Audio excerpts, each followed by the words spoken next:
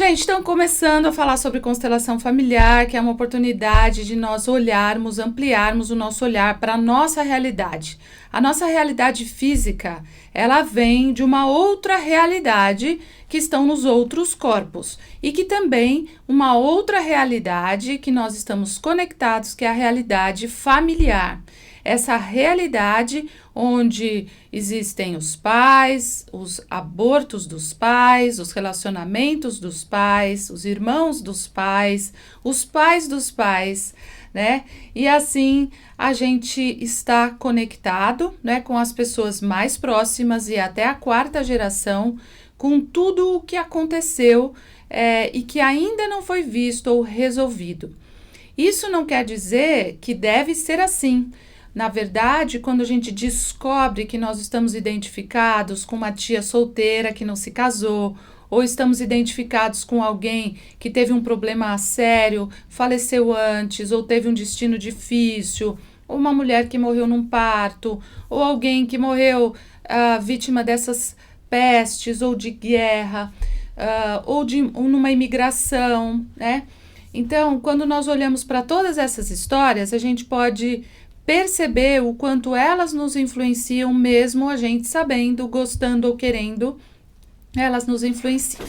Então, vale a pena, quem quiser conhecer a constelação, existem muitos livros, inclusive do Bert Hellinger, falando sobre isso, mas principalmente vale a pena você participar como representante e assistir uma constelação, porque não só quem está ali sentado, está sendo constelado, mas os participantes, aqueles que estão de alguma forma conectados ali naquele momento, e todos os familiares que não estão presentes, não precisam estar presentes, mas de alguma forma estão. Então, a gente vai falar com alguém, toda vez que eu venho aqui ao vivo eu abro o telefone, então vamos lá.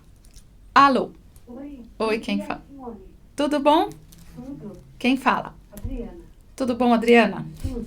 Então pode fazer a sua pergunta. A minha pergunta é sobre sentimental. Oi? Vida sentimental. O que acontece? Tá parado. Oi? Tá tudo parado. Mas você se casou? Não. Nunca se casou? Teve algum relacionamento importante? Teve. E o que aconteceu? É que a gente não tava assim, correndo lá das nossas ideias. Ele queria uma coisa, eu queria outra. E depois desse relacionamento, parece que travou, como eu consegui me relacionar. Os seus pais estão vivos? Então, Você mora com eles? bora. Então tá bom. Quantos anos você tem? 40 e tudo. Tá legal. Eu vou falar um pouco sobre isso então. Um beijo pra você. Outro, tchau. Tchau. Gente, existe algo que é às vezes até mais fácil de identificar, principalmente quando uma pessoa, depois de uma certa idade, ainda mora com os pais. E daí vocês podem dar milhões de desculpas, milhares de desculpas, né? Não, mas é porque fica mais barato, para que eu vou pagar outro aluguel, para que eu vou... eu não tenho condição de sair de casa, enfim. Mas, na verdade, de alguma forma, você está indisponível para os relacionamentos afetivos, porque você está disponível, de alguma forma, para os seus pais. E eu não julgo os seus pais e nem culpo os seus pais, esse não é o ponto, mas é o ponto do filho se desconectar naturalmente, e isso não quer dizer não ir na casa dos pais, não falar com os pais, não ligar mais para os pais, não é nada disso. Mas é uma desconexão espiritual, uma desconexão natural, física, de você ir para a sua vida, crescer e ir para a sua vida. Daí muita gente fala assim, Simone, mas eu já cresci, eu já fiz todo o processo, mas eu não sei o que acontece, eu volto para a casa deles, eu volto a morar lá. Então, isso pode acontecer quando um dos pais perdeu os pais cedo. Então, muitas pessoas não superaram porque eram crianças e não superaram a morte dos próprios pais, ou o afastamento deles, que pode ter sido numa separação, ou os pais deixaram essa criança para outra pessoa da família ou outra pessoa de fora cuidar dele. Então, quando isso acontece, os pais, eles crescem, né? Então, esses pais, eles crescem, se tornam adultos, mas eles, inconscientemente, eles pedem ajuda pro próximo que vem. Ou pro marido, ou pra mulher, como uma criancinha que ainda precisa dos pais, ou eles pedem ajuda pros filhos. E essa ajuda não é o que o pai chega e fala: filho, por favor, eu perdi o meu pai quando era criança, você, por favor, não vá embora, não se case, não tenha liberdade, não seja bem-sucedido, porque você precisa morar aqui comigo. O pai não fala isso, porque o pai também não sabe disso. Mas isso acontece muito frequentemente. Então, pais que ainda precisam dos filhos para segurar um casamento, então o filho também fica morando na casa dos pais. E isso, gente, é um sacrifício que os filhos fazem pelos pais. Vocês já viram aquela história na Bíblia, quando Deus pede para que sacrifique o seu filho? É exatamente isso, né? A gente precisa sacrificar os filhos mas eu fiz tudo pelo meu filho, agora ele tem que me dar alguma coisa de volta. Não. Os filhos, quando resolvemos ter filhos, nós fazemos porque nós estamos a serviço da vida e nós damos tudo o que temos, aquilo que podemos, e depois nós liberamos os filhos para que eles cresçam. A pessoa que tem um filho porque acha que o filho depois vai sustentar na velhice, que vai morar com ela, que vai, de alguma forma, dar algo de volta, né? Então, só de dizer isso para um filho já prende um filho. Então, os pais são adultos, eles têm filhos porque eles querem. Ah, mas a minha mãe engravidou, não queria, foi um sacrifício para ela, daí meu pai foi embora, ela me criou sozinha. Problema dela. Literalmente se eu sou um adulto e eu tenho um filho, eu me responsabilizo por este filho.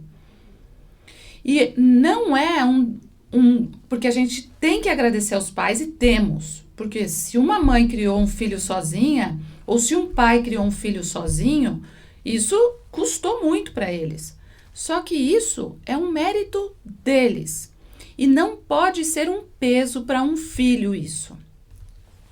Então, gente, todos nós, como filhos, e eu, de novo, não estou tirando o mérito de uma mulher que criou uma filha ou um filho sozinho, mas isso é uma responsabilidade óbvia, né?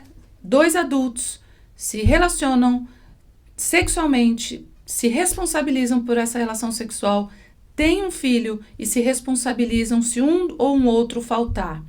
Isso é algo natural, óbvio, e a gente tem que fazer. Agora, todos nós, os filhos, sentimos culpa porque recebemos tanto e a gente quer retribuir tudo o que a gente recebeu.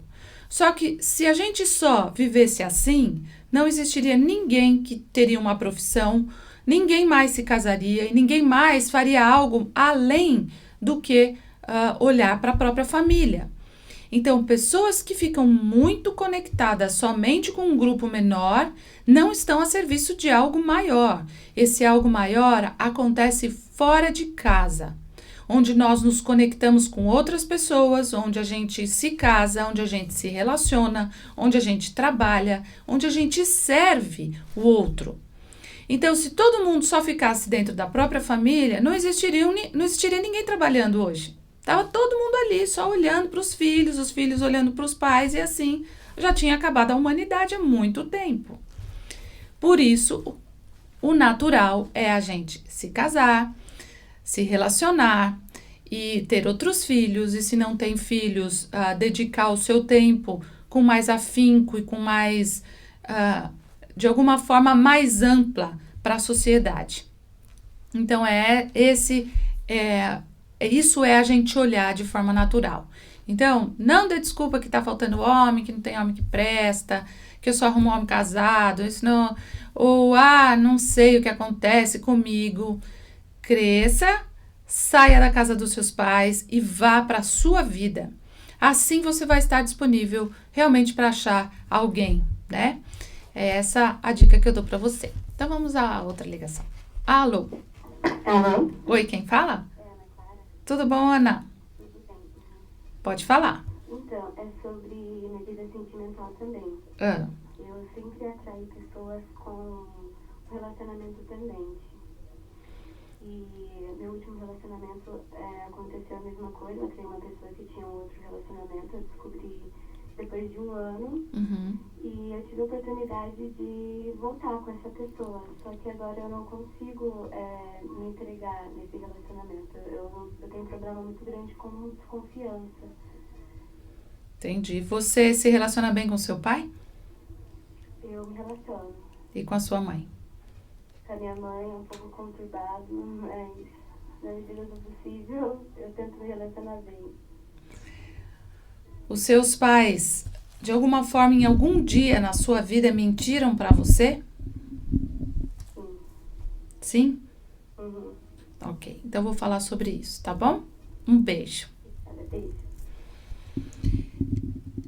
Pessoas que são desconfiadas, elas tiveram pais que em algum momento mentiram para elas. E por isso que é importante, lógico que a gente não pode contar tudo para uma criança. A criança vai recebendo a informação de acordo com a idade dela, né? Então a gente não pode falar para uma criança como acontece tudo, porque é óbvio que não. Mas a gente não mente, a gente conta e fala, olha, você ainda não tem idade para entender isso, mas aos poucos você vai entender. Um dia mais para frente, se você quiser perguntar, a mamãe responde, o papai responde. Mas não pode haver mentiras num sistema. E principalmente mentir para um filho. Ou o tempo inteiro falar que vai fazer algo e fazer diferente.